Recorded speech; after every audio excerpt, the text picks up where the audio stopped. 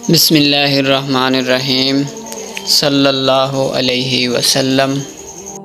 مشہور کہاوت ہے کہ اب کیا پچھتائیں جب چڑیاں چگ گئی کھیت۔ آج ہم اپنی بات امام حرم شیخ السعود الشریم کے تھوڑے عرصہ پہلے دیے گئے خطبہ جمعہ سے کرتے ہیں۔ امام الحرم المکی شیخ السعود الشریم حفظہ اللہ نے خطبہ جمعہ میں فرمایا، جو آدمی یہ خیال نہیں رکھتا کہ اس کی زندگی میں واٹس ایپ، فیس بک، ٹویٹر کے آنے کے بعد کیا منفی تبدیلی آئی، اس کو کیا کرنا چاہیے، ملاحظہ کیجیے۔ انہوں نے کہا کہ یہ سب کچھ انسانی عقل کے لیے ایک فکری یلغار ہے، اور انتہائی افسوس کی بات یہ ہے کہ ہم ان چیزوں میں مگن ہو کر دین اسلام اور ذکر الہی سے دور ہو گئے، اور ایسا لگتا ہے جیسے ہم اللہ کے نہیں بلکہ واٹس ایپ، فیس بک اور ٹویٹر کے بندے ہیں۔ ہمارے دل پتھر کیوں ہو گئے؟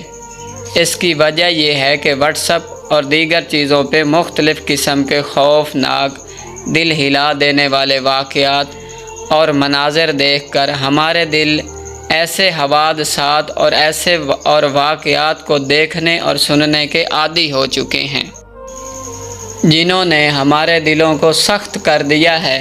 ہمیں کسی چیز کا ڈر نہیں رہا۔ ہم ایک دوسرے سے جدا، رشتہ داروں سے کیوں کٹ گئے؟ کیونکہ ہمارے رابطے اب واٹس ایپ اور دیگر چیزوں تک محدود ہو گئے، اور ہم اس غلط فہمی میں مبتلا ہو کر اسی رابطے کو کافی سمجھتے ہیں۔ لیکن دین اسلام نے ہمیں جو صلہ رحمی کا درس دیا ہے، اس کا مطلب ہرگز یہ نہیں ہے کہ ہم ایک دوسرے کی غیبت، بہتان بازی کیوں کرتے ہیں، جبکہ ہم آپس میں بیٹھے نہ ایک دوسرے کو دیکھا۔ اس کی وجہ یہ ہے کہ ہمیں جب بھی کبھی کوئی میسج ملے جس میں کسی کی شخصیت یا کسی جماعت یا گروہ پر تنقید کی گئی ہو، ہم بغیر کسی تحقیق کے اسے سینڈ کر دیتے ہیں اور غیبت اور بہتان بازی میں مبتلا ہو جاتے ہیں، اور اسی وجہ سے ہم کتنے گنہگار ہوتے ہیں اس کا ہمیں اندازہ نہیں۔ افسوس کی بات یہ ہے کہ یہ چیزیں ہماری زندگی کا سب سے اہم حصہ بن چکی ہیں۔ ہم دائیں ہاتھ سے کھاتے ہیں تو بائیں ہاتھ میں موبائل، دوستوں کی مجلس میں ہیں اور والدین کے ساتھ گفتگو کرتے ہوئے موبائل فون ہمارے ہاتھوں میں، جبکہ ان کا احترام کرنا ہم پر فرض ہے۔ ڈرائیورنگ کر رہا ہے تو موبائل ہمارے ہاتھوں میں ہے، حتیٰ کہ ہماری اولاد ہماری شفقت اور محبت سے محروم ہو گئی ہے، کیونکہ اس موبائل میں مصروف ہونے کی وجہ سے ہم ان سے بے پرواہ ہو گئے۔ ان چیزوں سے سب کچھ اور اس سے بھی زیادہ نقصان ہوا۔ شیخ السعود الشریم نے فرمایا، جو اتنے نقصانات کے بعد بھی ان چیزوں کے دفاع میں بات کرتا ہے، میں اس کو فضول سمجھتا ہوں، اور ان الیکٹرانک اشیاء میں ترقی سے پہلے موبائل کو اتنی اہمیت حاصل نہیں تھی، اور اب اگر 1 گھنٹہ ہم موبائل سے دور ہو جائیں تو ہماری جان بے پن بن جاتی ہے۔ کاش کہ ہمیں اتنی فکر نماز اور قرآن کی لگ جائے۔ کوئی ہے جو ان تمام باتوں کا انکار کر سکے؟ کسی کو نہیں پتہ کہ ان چیزوں کے آنے سے ہماری زندگی میں یہ منفی تبدیلی آئی ہے۔ آپ کو اللہ کا واسطہ دے کر کہتا ہوں کہ ذرا سوچئے، قبر میں ہمارا ساتھی کون ہوگا؟ کیا واٹس ایپ، کیا ٹویٹر؟ ہمیں اپنے اللہ سے ملاقات کی تیاری کرنی چاہیے، اور کوشش کریں کہ کوئی چیز بھی ہمارے دین سے غافل نہ کر سکے۔ ہمیں نہیں پتہ کہ ہماری عمر کتنا حصہ باقی رہ گیا ہے۔ اللہ تعالیٰ نے فرمایا کہ جس نے میری یاد میں غفلت کی، میں دنیا میں اس کا جینا محال کر دوں گا۔ موجودہ دور کے حالات نے ہمیں لمحات زندگی کے بارے میں بالکل بے حس بنا دیا ہے، اور ہم بلا سوچے سمجھے اپنی متاع زندگی کو بالکل لغو، بیکار، فالتو بلکہ نقصان دہ کاموں میں خرچ کرنے لگے ہیں۔ حقیقت یہ ہے کہ وقت کی ناقدری بھی ایک روگ ہے، اور جس کو یہ لگ جائے تو یہ آسانی سے پیچھا نہیں چھوڑتا۔ اس خطرناک بیماری سے بچنے کے لیے بڑا عزم اور حوصلہ درکار ہوتا ہے۔ رحمت دو عالم صلی اللہ علیہ وسلم نے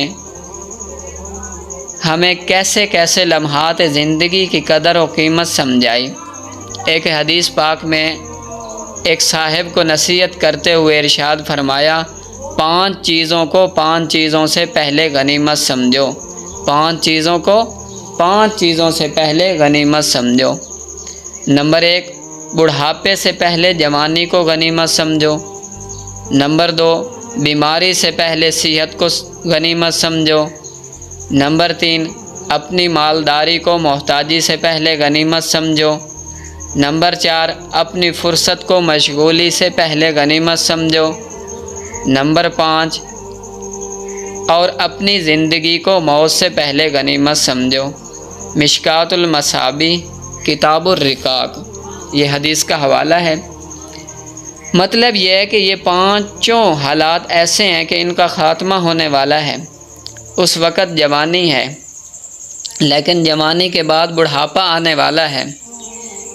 یہ 5 چیزیں ایسی ہیں کہ ان کا خاتمہ ہونے والا ہے۔ اس وقت جوانی ہے، اس وقت جوانی کے بعد بڑھاپا آنے والا ہے۔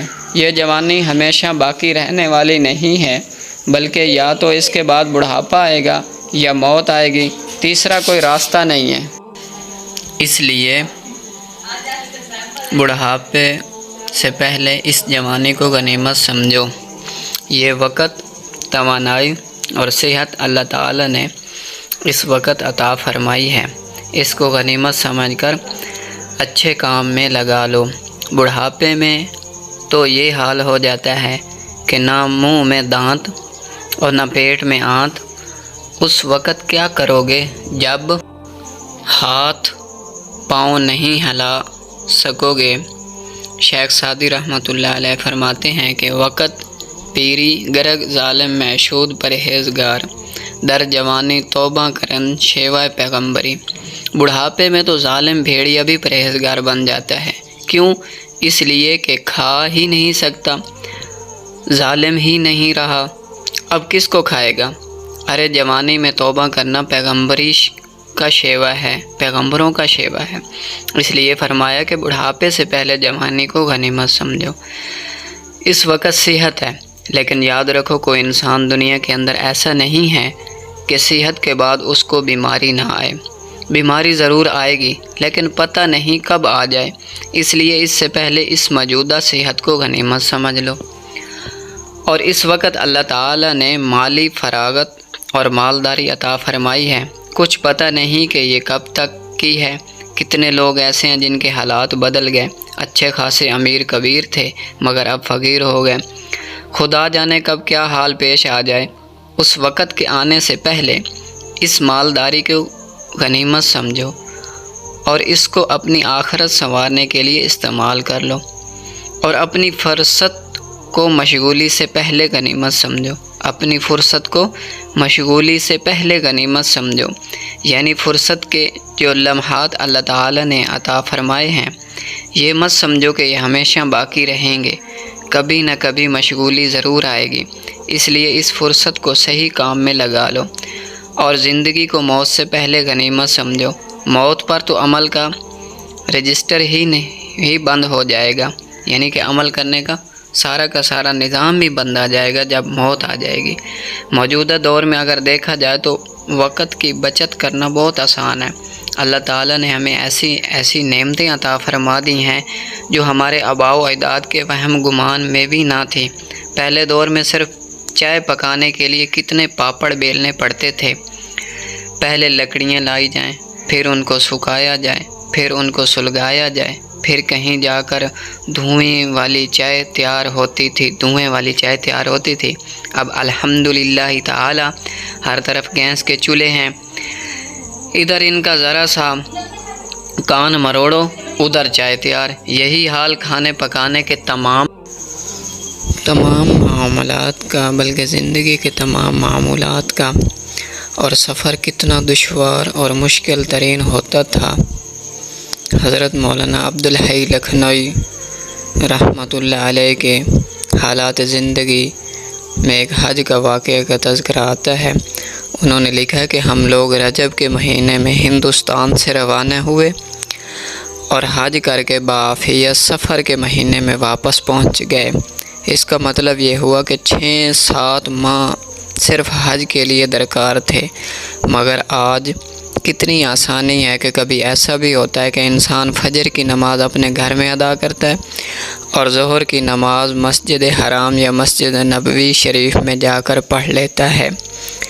لیکن افسوس کہ ان تمام سہولتوں کے باوجود آج ہم عبادت اور طاعت میں پہلے لوگوں سے بہت پیچھے ہیں۔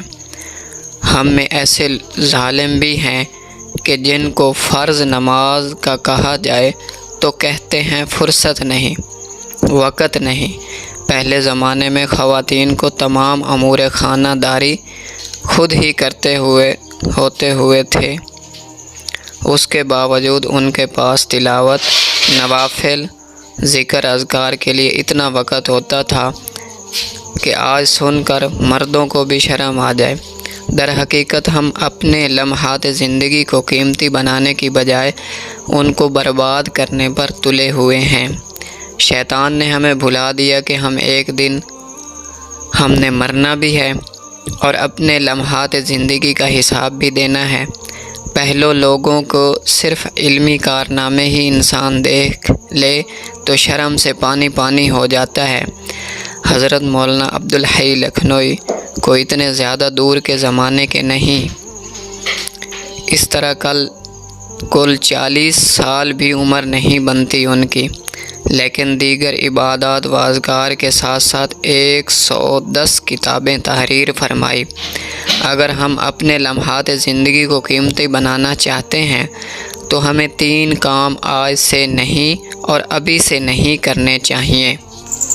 تو آپ نیت فرما لیں کہ یہ 3 کام ہم نے لازمی کرنے ہیں اور ابھی سے کرنے ہیں۔ ہر کام میں نیت کی درستگی کہ جو بھی نیکی کا کام کریں گے اخلاص، یعنی صرف رضا الہی کے لیے کریں گے۔ دنیا کے جو کام بھی حکم الہی کو پورا کرنے اور اتباع سنت کو پورا کرنے کی نیت سے کیے جائیں وہ بھی باعث اجر و ثواب بن جاتے ہیں۔ اور نمبر 2، جتنا اور جب بھی وقت ملے اپنی زبان کو اللہ تعالی کے ذکر سے تر رکھیں، اور اس میں کوئی محنت نہیں لگتی اور نہ خرچ، اور وقت بھی قیمتی بنتا چلا جاتا ہے۔ بہت سے علماء اور اکابر کو ہم نے دیکھا جہاں ذرا فارغ ہوئے فوراً اپنے آپ کو ذکر میں مشغول کر لیا۔ تیسرا کام جو ہم نے کرنا ہے بھائیو، دوستو، بزرگوں، جو اتنا اہم ہے کہ پہلے 2 کام بھی شاید اس کے بغیر ممکن نہیں، وہ یہ کہ ہر انسان قیمت پر اپنے آپ کو فضول باتوں اور بیکار کاموں سے بچائے۔ ہر وقت اس فکر میں رہے کہ میرے وقت فضولیات میں ضائع نہ ہو جائے۔ لمحات زندگی کو گن کر تول کر خرچ کرنے کی عادت بنائے۔ جو وقت ضائع ہو جائے اس پر ندامت اور شرمساری کے ساتھ توبہ کر کے دوبارہ نئے عزم کے ساتھ وقت کی حفاظت کے لیے کمر بستہ ہو جائے۔ موبائل، کمپیوٹر، فیس بک، واٹس ایپ اور دیگر ایسی چیزوں استعمال کرنے سے پہلے سوچ لیں کہ مجھے اتنی دیر کے لیے ان کا استعمال کرنا دنیا یا آخرت کے لیے مفید ہے، پھر اس سے 1 منٹ زیادہ ان پر نہ لگائیں۔ موت دبے قدموں میں ہم میں سے ہر ایک کی طرف بڑھ رہی ہے۔ ہم اپنی فضولیات میں مست و مگن ہیں۔ ان فضولیات سے جان چھڑانے اور اپنے آپ کو صحیح عادت پر لانے کے لیے نفس کو کچھ مجاہدے پر ڈالنا پڑتا ہے، تب ہی یہ ٹھیک ہوتا ہے۔ آئیے ہم اپنی بے مقصد زندگی کو بامقصد بنانے کے لیے فضولیات اور لغویات سے پرہیز کرنے کی مشق کے لیے، عبادت اور ذکر اللہ سے اپنی زندگی سجانے کے لیے، لمحات زندگی کو قیمتی بنانے کے لیے آج سے ہی یہ دورہ تربیت میں سے آپ کا صرف ایک ہفتہ لے کر ایسی نعمتیں دے جائے گا جو سدا بہار